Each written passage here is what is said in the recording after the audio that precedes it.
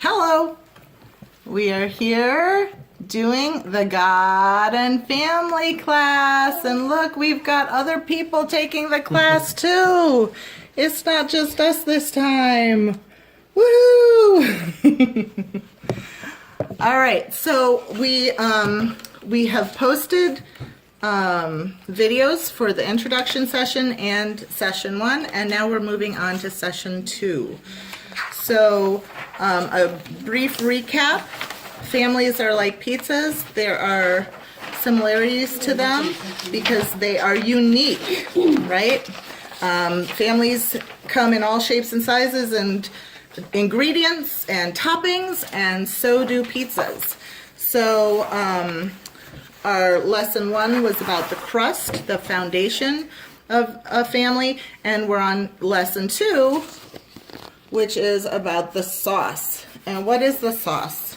The sauce is your family heritage and your spiritual heritage. So it's talking about where your family's from, who you're related to biologically, DNA, but also people who are important in your life who might not be biologically related to you, neighbors or family, friends who are like family that aren't related to you, and also the stories of our faith that influence us, or things about faith that influence us. So whether it's a radio station that you listen to, that there's Christian radio stations, or there's a TV show, those can influence your faith, right? And like VeggieTales used to be a fun cartoon. I don't think it's probably on anymore, but we enjoyed that. That was funny. Yeah, it was now just a movie. Yeah, now they just do movies. Mm-hmm. If anybody wants to borrow, one of the stories we're going to do in this program is about the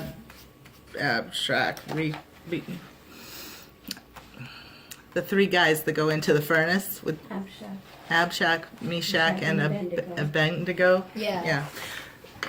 VeggieTales has a really cute version of that. If you haven't seen it, I'm happy to loan it out because it's hilarious. And my husband doesn't do church, but he loves that episode. The bunny. I love the bunny. It's really, really funny. And the songs are adorable. So, all right. So getting started, everybody should turn to page 9. Exploring the theme sauce. So whether it's spaghetti sauce, who calls it gravy? Does nobody here's like really serious Italian that calls it gravy instead of spaghetti sauce? I've had that before. They swear it's called gravy, and so their heritage calls it gravy. Awesome. Beef gravy, spaghetti sauce, whatever sauce you're talking about, it's one of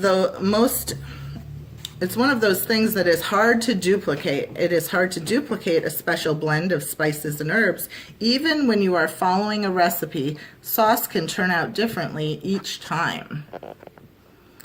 Families are like pizza sauce. They are unique. A family's heritage is hard to duplicate because no 2 families share the same backgrounds or experiences. And that is so true, and that is so wonderful, right? Each family is unique and needs to understand and appreciate its own heritage. Our heritage, and especially our spiritual heritage, is an important part of who we are. In addition, I would say when you can appreciate your own heritage, it also helps you to appreciate other people's heritage, right? And when you're appreciating other people's heritage, you can have a better understanding of people who are different from you. And that's a beautiful thing. All right, discussion questions. So what does heritage mean? Oh, here I am talking about heritage. What does that even mean? Anybody have any ideas? Aaron, what's heritage? Like the past that your family has been through? Yeah, I would say that's pretty darn accurate. Anybody want to add to that? I would say very much like that, something passed down, something given to us through previous generations. Exactly, exactly. Awesome. So what kinds of things are passed down from family members?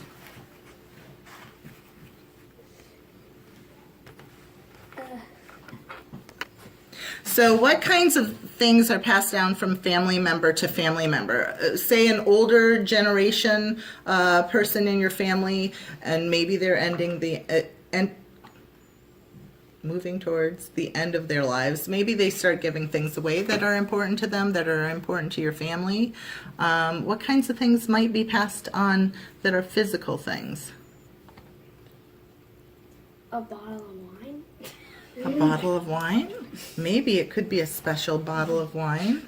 Like something that was really, really important in the family. Yeah, what might be really important in the family? Maybe like just like a important piece of jewelry. Jewelry is a big thing that gets passed on. Yeah. How about tools? Was that your answer? Yeah. We have my husband's grandfather's tools, and they don't make them like they used to. They are awesome. So those are some physical things. Maybe a piece of property, maybe some furniture. What are some things that aren't physical, aren't things that you can touch, that might get passed down to you, maybe through your DNA? That comes from family too, right? What about like your eye color? The type of hair you have, like, is it curly? Is it blonde? Is it black? Right? What are you doing? So those are also things that are passed down to you. Also, habits. Maybe some skill or talent that you have. Maybe you're a very good swimmer. Or maybe you do good woodworking. Maybe you're very patient and good with animals. These are things that they're inside of you, but maybe somebody who came before you had that same trait and it got passed down. So those are important things to keep in mind as being part of things being inherited by you from family. So what makes your family special?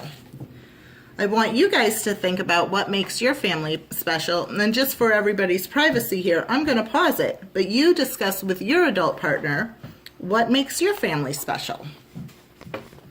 All right, so we all have things that make our family special and unique.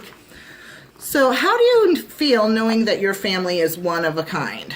Does it matter to you? How do you feel about it, knowing that there's no family that's put together quite like your family? How does that make you feel? Happy. Happy? Yep. Yeah? Unique. Unique? Special? Anything over here? Like you don't care? Like, it doesn't matter, right? Is that where you are? Yep. I hear you. Some people don't want their family to be different. They don't want their family to look different from other families. We had some issues with that, where it's hard sometimes when you're in an area that has a lot of families that look similar and then your family looks different. But we've also found that people are very, very accepting, right? I think we live in a pretty good area, that people are pretty welcoming to all types of families. Okay, so those are the discussion questions. Now it says meet Bible families. When we think of family, we often picture only those people that we live with or live near, but a family can be a much larger group. It can include our extended family. It can go back in time and include our ancestors. It can also include close friends who are not related to us biologically at all. All families are unique and have distinct histories. Our families help determine who we are and what we will become. Meet two people whose families are very different and learn how they were brought to faith. So we're going to meet Ruth. and her daughter-in-law, no, her mother-in-law, Naomi. So Ruth is only one of 4 women who are named by St. Matthew in the genealogy, the family tree of Jesus. The Bible tells us very little about Ruth's immediate family. Instead, the Bible tells us about her loyalty to her mother-in-law, so to her husband's family, Naomi, and to Naomi's God.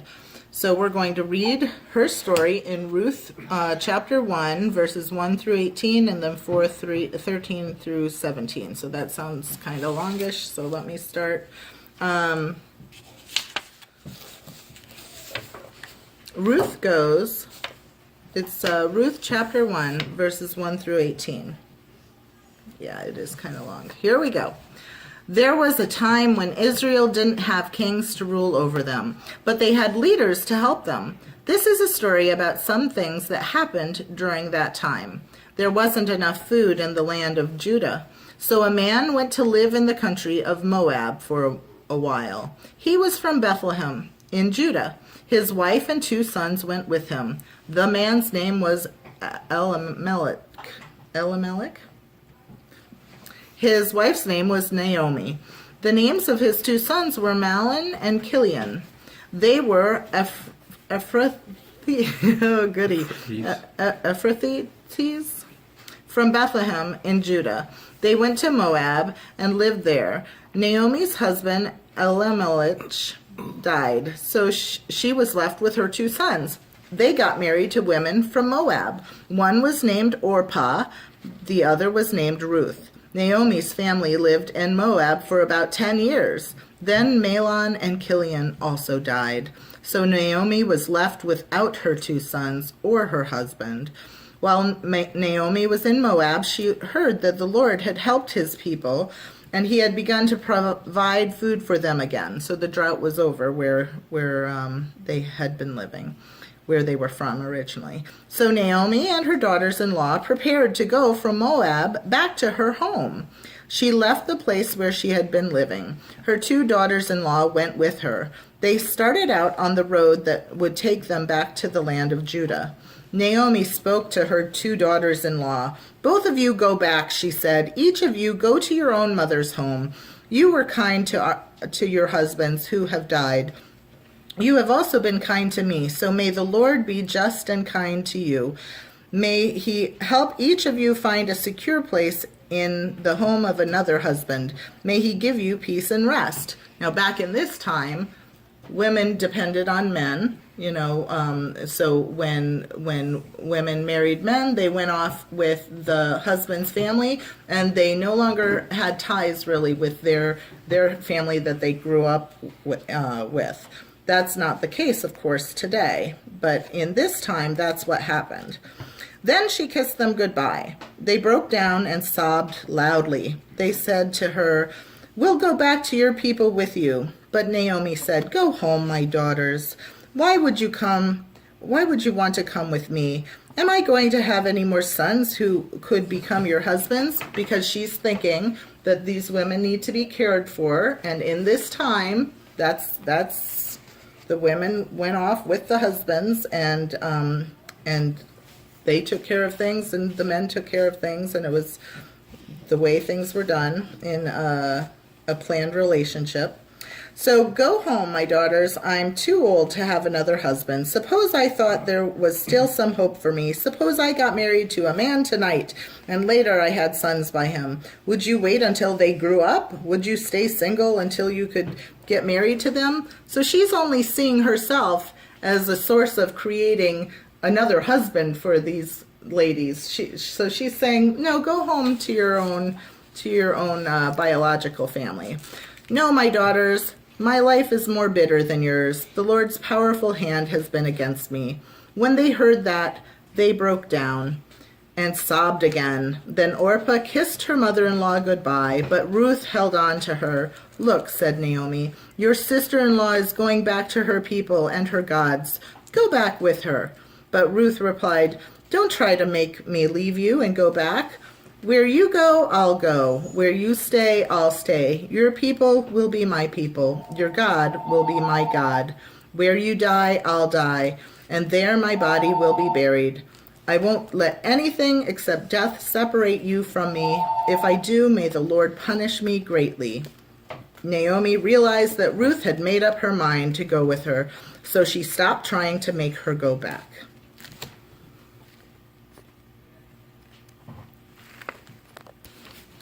So the first question in the discussion is, what country was Ruth from? And we said it's Moab.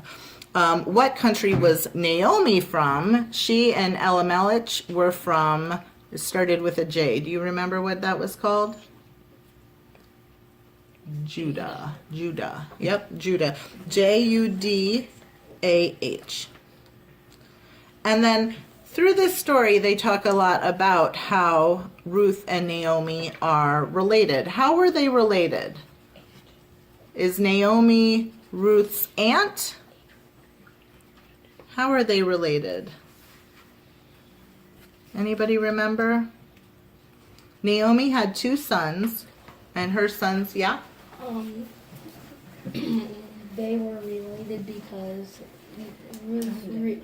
how? How were they related? Yeah.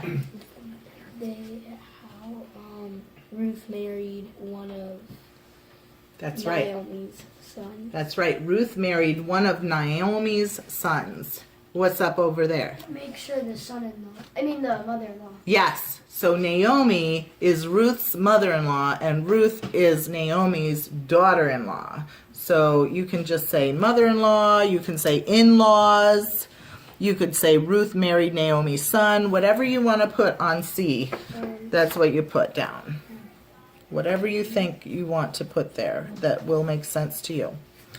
All right, so D, why did Naomi want to return to her home country? What had happened that Naomi decided it was time to return to where she was originally from? Anybody remember? Yeah. Because she heard that that Jesus basically is like helping people there. So God changed his favor over those lands, and the drought was over, right? Mm-hmm. Yeah. So the drought was over, food was growing again back where they were from. And why wouldn't she stay in Moab anymore? Did her son and her husband and sons, didn't they have didn't they have farmland and businesses that they were managing in Moab? What were they doing in Moab at this time? Nothing, right? They had passed away. So she didn't have her husband or her sons to keep her in Moab. So she decided to go back and be with some family back where they were originally from, and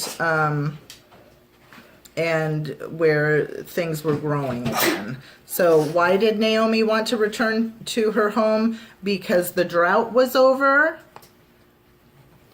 and because her husband and sons had died. That could be part of it too, whichever you think. Okay? Further discussion questions. Why did Ruth want to go with Naomi? How did Ruth's faith influence her decision? Why do you think Ruth wanted to go with Naomi? Why do you think Ruth wanted to go with Naomi? What do you think? Do you think because she loved her? Do you think Ruth had come to love Naomi as like a mother, as a mother in her life? Yeah. So, do you think it was easy for Ruth to go with her? What do you think? Would it be easy or hard to leave everything you know from the language, the food, the land around you? Keep in mind at this time people didn't really travel more than a 10-mile radius, right? They didn't really go very far. So do you think it would be hard for her to leave her country and her friends? Mm-hmm. Yeah. So she must have loved Naomi very much. to want to stay with her and to go with her. So who was like a true family to Ruth? Naomi. Yeah. So how are spiritual ties, how can they be stronger than family ties? Well, I don't know if this covers that, but what do you think about that? How can spiritual ties be stronger than family ties? Can you be related to somebody and not really know them? Yeah, sure. So maybe having a common faith can be something that you have in common with somebody that makes you bond more than maybe somebody that you're related to. All right, how is Ruth an example of what is taught in Deuteronomy 6:4? Now that goes back to an earlier lesson, and I know not everybody has done that, but you'll be getting your supplies for making your mezuzah. A mezuzah, just to recap, is a container that is often on the door frames of homes, Jewish people's homes.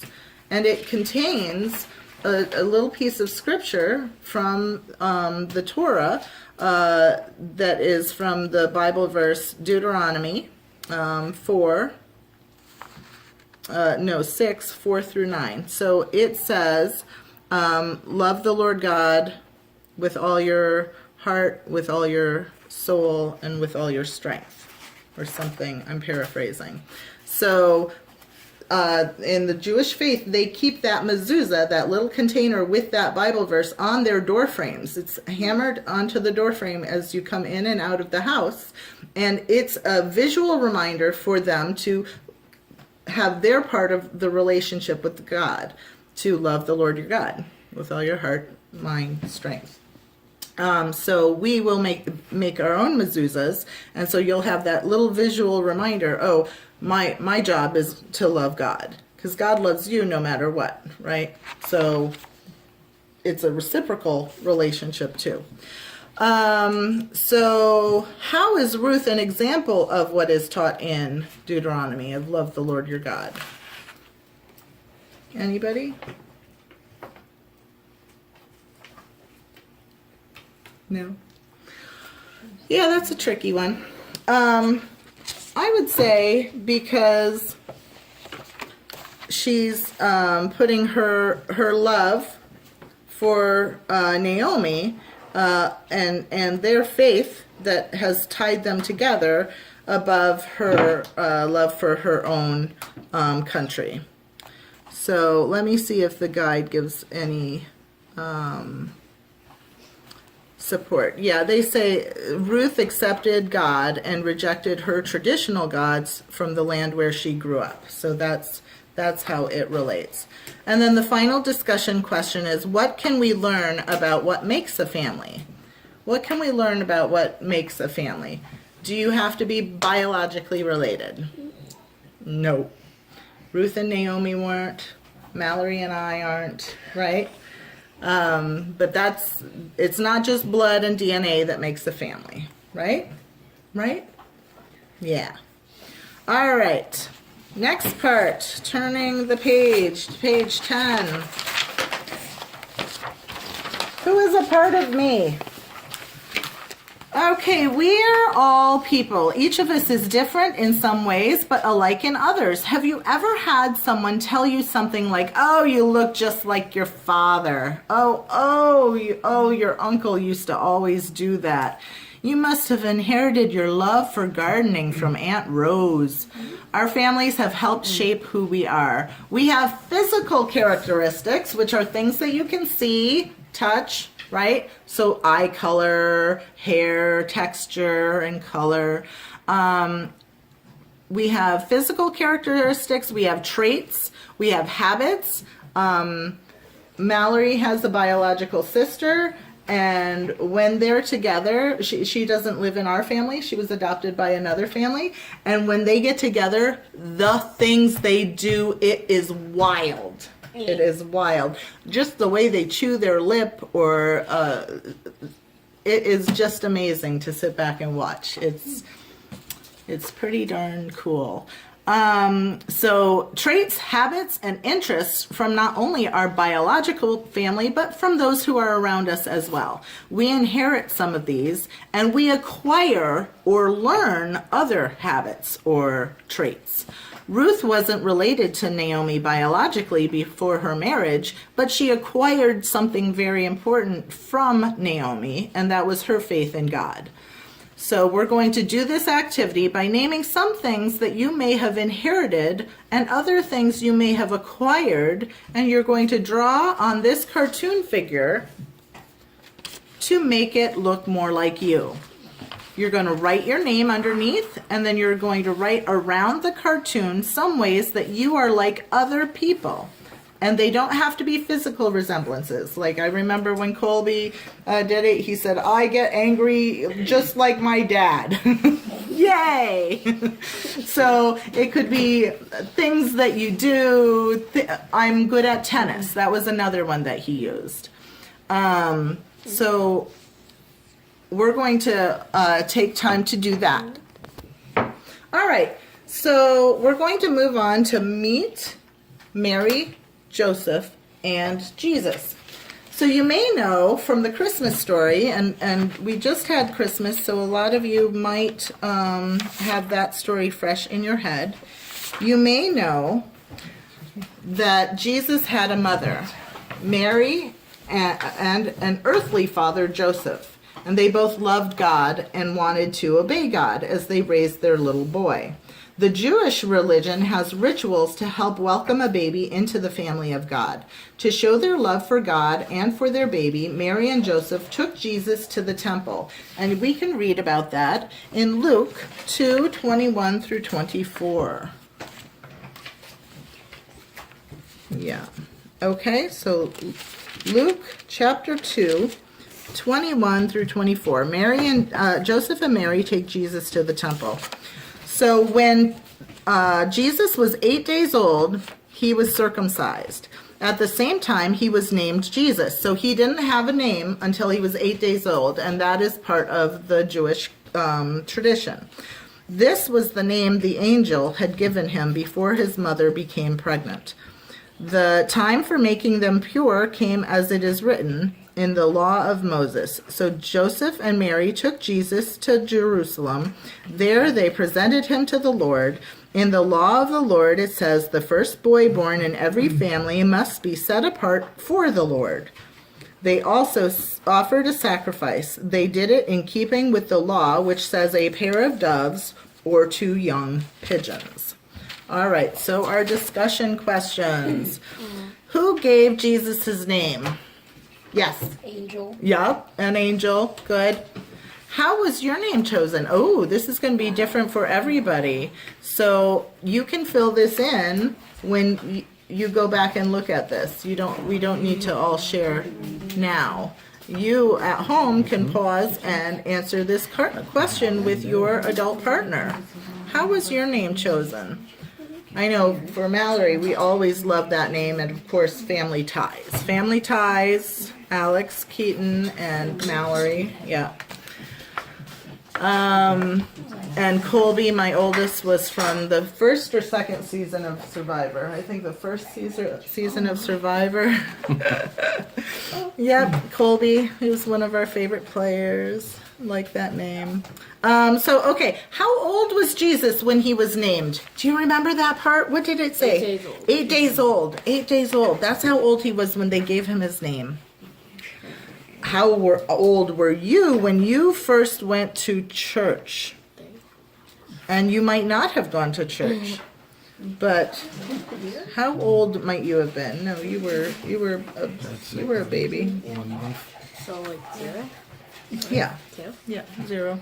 Oh, well, no, 9 months. You didn't come home till you were 9 months. Although you probably went to church in Korea too. Why did Mary and Joseph bring Jesus to the temple? Why was that? Why did they take Jesus to the temple when he was 8 days old? To get him his name.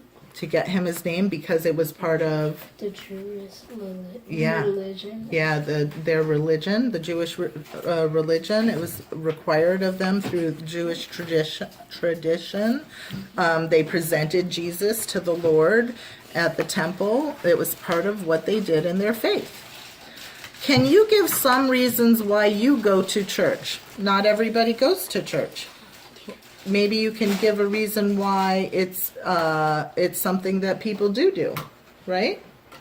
Can you give a reason? And that you can fill out. We can fill that out later, and you guys can fill it out as you discuss, because that's going to be individual for each person and each family. What is it that takes you there? G, what did Mary and Joseph bring for a sacrifice? What did the tradition say? What did the law of God, was it the law of the Lord that they called it? What did it require that they sacrifice? Two what? Turtle doves. 2 turtle doves? And Yeah. a partridge Yeah. in a pear tree. Yeah, 2 doves. Now it said 2 doves or 2 young pigeons in our reading, but my leader guide does say 2 turtle doves. So I bet you that that's a common Bible verse that people know. So 2 turtle doves is what, or 2 doves or 2 young pigeons are all correct. And what kind of offerings do we give when we go to church? What kind of offerings do we give at church? What do we give at offering time? Money. Money's often given as an offering. What are some other things we might give to church that supports them? Not just our money, what? Our time and our talents. Time, talents, and treasure. That's what they need. TTT. Money to support the programs and to support the church as it provides for others that can't give. So certainly no one's ever obligated to give money, but it certainly helps to maintain the facilities and pay for salaries and support the programs that are supporting others in our community. All right, discuss the following questions. How did Mary and Joseph obey God? How did they obey God in that reading? What did they do? They followed the tradition.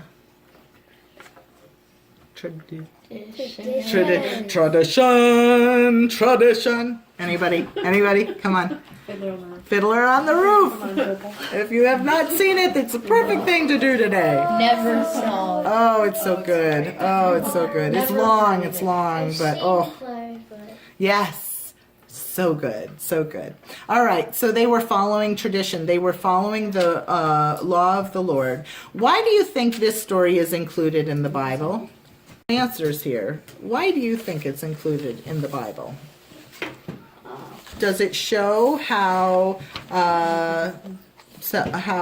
Mary and Joseph were following what their faith had told them to do? Why do you think it's included in the Bible? To show that Jesus was taken to the temple, that he was following in his faith? To show what Jesus' spiritual heritage was? And it is important for faith communities to include and welcome children and families. That might be something that you think is a reason why it's included. C, what are some ways that your church or faith communities welcome families and babies? Anybody got any examples? Yeah. We get baptized. Oh, you baptize babies? Yep. And not all churches baptize babies. Some churches wait till the person can decide to be baptized, is older. Yeah. But yes, okay, your church baptizes babies. Say Yes? Yep. Okay. And what do the babies do during the church service? Are they in the nursery? Are they in the church service? How does... Our church, they're in the nursery, so parents don't have to like always deal with them. Yeah, okay. Mine are in the church. Yep, yours are in the church. Ours are often in the church. Yep, in the church. Yep. Wow. Yep. I think the nursery, we don't have a lot of volunteers, so I think there's somebody that can go if there's somebody that needs the nursery, but most families know that the children are welcome in the service too. I personally liked going to church without my children annoying me the whole time. But I also understand that it's important to have them experience the church service so they can learn how to behave during it. So it's a juggle. Okay, so how can you help welcome people into your faith community? How can you help welcome people into your faith community? Yeah. Invite them. Invite them to attend a service with you, or even like Pilgrim's always doing, they're always emailing me and saying, oh, hey, we've got this family fun night coming up, please tell the pack. Or they did this caroling thing on the 22nd of December, and they're, oh, please tell the pack. It's not because they want you to go sign up to go to Pilgrim. They just want you to feel included in their activities, and know that you're always welcome. Anything else? Any other ways that you can make people feel welcome in your faith community? How about this? Smiling. Yeah, smiling when you see somebody. If you're in the setting of your faith community, like, and you see somebody that you don't recognize, maybe hey. Now that I work up at the high school and I see some kids at my church, I'm like, hey. Hey, they're like, oh, it's that lady. But go up to people and say hi, oh, welcome. You can say welcome, especially if you're like, oh, I've never seen them here before. Because if someone's trying out a new place, they might feel a little uncomfortable. Like when you meet a new group of people, you might feel a little nervous, right? Because you don't know what's expected there. So it's nice to say hi and welcome people to a new setting. Okay, 3, how do we grow? All people start as babies and grow up. Jesus did too. We're going to quick read Luke 2, verse 40. Right here, it says, and it's super quick because it says, it tells of some ways that Jesus grew. In the left column below, we're going to write 3 ways that that Jesus grew, and we can use words from verse 40. So let's get our pencils ready so as I read it, you can write things down. Or use your own words, so you don't have to use the words in the verse. Discuss with me what these 3 ways mean. In the right column, write 3 ways that you are growing, and they don't have to match what you have written about Jesus. So we're writing 3 things on the left side. How did Jesus grow? Here is the verse. And Jesus grew and became strong, and he was very wise, and he was blessed by God's grace. So I heard 4 things. So what did you get down? And Jesus grew, and he became strong, and he was very wise, and he was blessed by God's grace. So there are 4 things there, and you've got 3 lines, so pick something. And, of course, you don't have to use the ones that are in the verse. You can use your own words as well. So what does it mean? Well, we all know what it means to grow, right? You get taller, you get bigger. What does it mean to become wiser? What? You get more intelligent. Yeah, maybe you're learning more. And maybe it's not just all about what's in books, but you're experiencing life and you're learning how relationships work with people, and you've tried some things and they didn't work out, so you've tried other things, and you're learning how to go through life. And what about being blessed by God? What does that mean?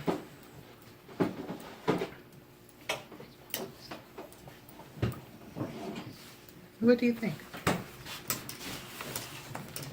What? You're baptized.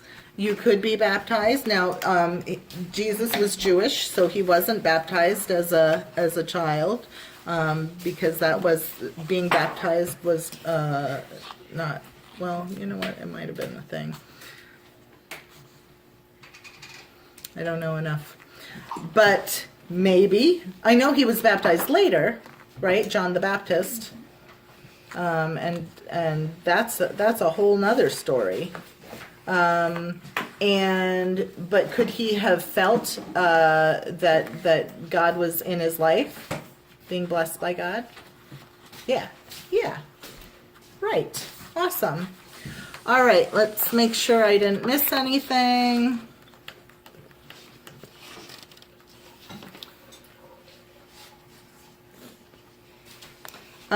So one other point I do want to emphasize is you can grow not only in growing taller or bigger, but you can grow in your faith, in your connection with God, your connection with other people in your family. You can grow in your knowledge of things. So there's lots of ways that you can grow. It's not just a physical growing up. All right, moving on to homeworky type things. On page 11, this recipe card, check that out. It starts with some ingredients that we learned in this session, who we learned about, and you can add to it, and then you can add your own family recipe. So read these two paragraphs here and see what they're looking for to fill that out. Build a pizza. Today I'm going to be giving you strips of red and orange construction paper. On these strips, you are going to write the names of people who have helped you grow in your faith. And each strip of paper will have a different name on it. So maybe you have a minister or a pastor or several that have helped you grow in your faith. Maybe you have Sunday school teachers. Maybe you have teachers in your school. Maybe you have friends. Maybe you have family members like grandparents or aunts and uncles. Maybe you have a godparent. Maybe you have these real physical people in your life that have influenced your faith, that have supported your faith, that have helped you grow in your faith. But it can also be, maybe you have a favorite Bible verse or a favorite book, storybook that is faith-based. Maybe you love VeggieTales. Maybe you've got a favorite a radio station that supports your faith. So it doesn't just have to be people that you know or who have influenced your life. Maybe your family has a Bible that was passed down by your great-great-grandparents. Maybe that, even though you don't know them, maybe that influences your life. Maybe the Bible influences your life. So you can get really wide there, and you can get also really specific. So you will write those on strips of paper, and then you'll weave them together like I showed you the example. Okay? And then finally, E, it says choose an activity. Look at those 3 activities that they give you. If one of those works for you, great. If not, think of something else that you can loosely do that will help support what we learned in this lesson about spiritual heritage, family heritage, and make something up. All I want you to do is do something that can relate back to this lesson, and then just write what you did and what you learned. It doesn't have to be one of these 3 things, okay? It's just to help you reinforce what the lesson was at home. So that is it for lesson 2. I hope everybody is doing good, and I'm going to turn off the video and make sure nobody here has any questions, and I'm so glad to have people in person here. All right, we'll see you in lesson 3.